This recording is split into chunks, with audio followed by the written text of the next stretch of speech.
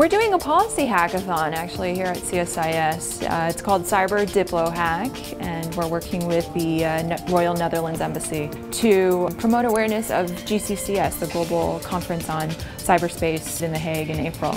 What we're doing is we're taking a realistic cyber incident scenario. The Kingdom of Zambonia, modeled off of an actual country.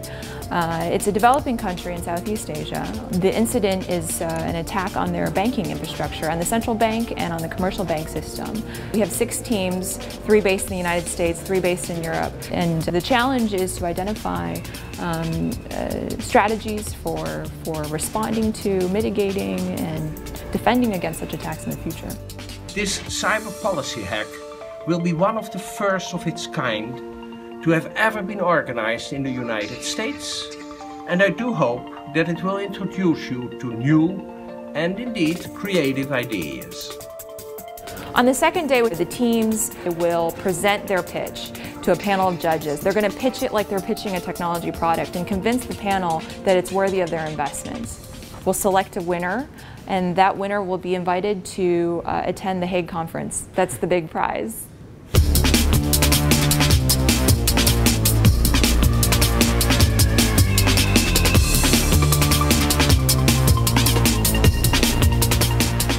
We are the University of Maryland University College's Cyber Padawan team. We compete in technical competitions for ethical hacking and cyber defense and cyber attack and things like that. So this is our first policy competition. So this is a new experience for us. All the knowledge we have is from books, and now we actually have to use the knowledge in real life in an environment of time pressure. There's something at stake because everybody wants to solve this case and come up with a solution. Basically, all of us have an experience in some aspect of cyber. I'm more so in the computer science, cryptography side. We've got people who work with trade relations, so we've really got a very solid team that can cover all the bases of this from a policy perspective and from a technical perspective. Since it's new, it forces us to think of new solutions, new ideas, new way to express them. So it's really interesting.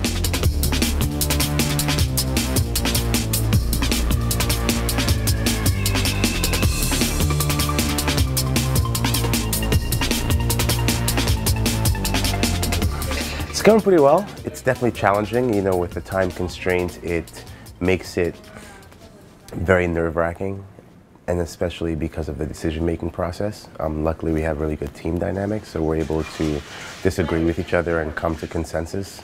I expect that there'll be a lot of variety in the responses, given that there are different kind of backgrounds, different approaches in the universities. I just think it'll be really interesting to see what people come up with.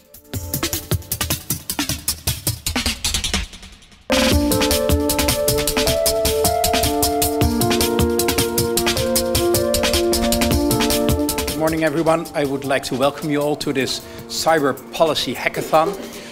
It's an official pre-event to the GCCS 2015 because we wanted to spread the word already in advance. To achieve true progress, we need the help of young, creative minds like all of you here in the room. I hope to welcome the winning team to The Hague in April.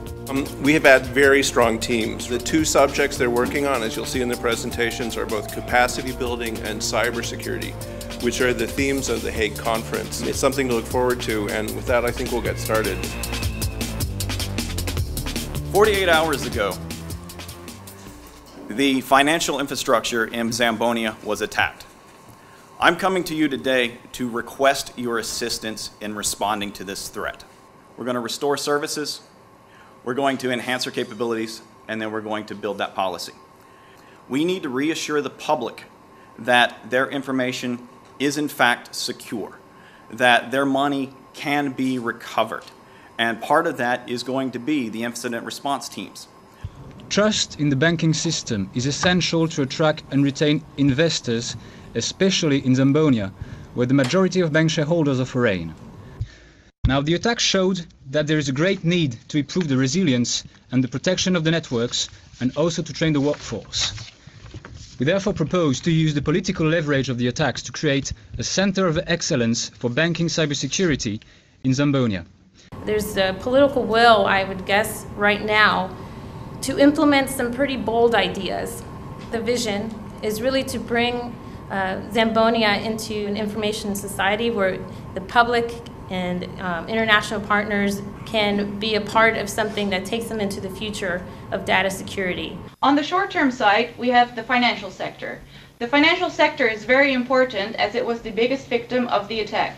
Therefore, it needs stabilization to prevent spillover effects. In the long-term measures, we have public safety. The public safety is important because there can be spillover effects from the financial sector, which will decrease public safety. Therefore, it's important to train cyber inspectors and law enforcement, which is on an operational level. Our first suggested investment is to create international standards, an international compliance code, if you will, for cybersecurity as it specifically relates to financial institutions. There needs to be a minimum threshold of cybersecurity compliance for institutional participants in global finance. Things like standard encryption practices on end-to-end so that financial terminals have trusted connections to do trade. Data redundancy and recovery processes so that there's actual backup in the event that something like this should happen again. There needs to be an institutionalized capacity that can aid a developing country in need. This is the idea of a cyber disaster relief fund. In case of a national level cyber event where Zambonia's resources are exhausted, it would like to harness the international community's support, both politically and operationally, in times of crisis. The stronger presentations had a sense of connectedness. So a connectedness across different parts of government, a connectedness between government and industry, and then also a connectedness with the international community. There were some really creative sort of point programs for capacity building that we heard in each of the presentations. I know I'm looking forward to taking some of your ideas and taking them forward into some of the organizations that I work in. Well, just in terms of methodology, I'll start by saying we did not look at the audience voting results until after we had made our decision. But we agreed with the audience results, and we also selected UMUC as our overall winner. I think we won because we capitalized upon our strength. We are primarily a technical team, and so we started off with a technical response very, very quickly, saying this is how we're going to do it, this is how we're going to solve it.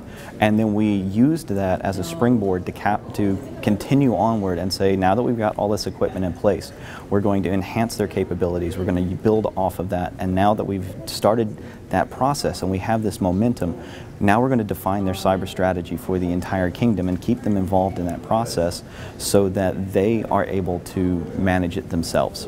So today is really an exciting opportunity. I mean, getting to engage with students in academia from diverse backgrounds, undergrad, graduate, computer science, MBAs, and hearing what their thoughts are on how to deal with the policy issues that are challenging around the world is just very exciting and honestly very inspirational. The days are gone when governments can do it alone.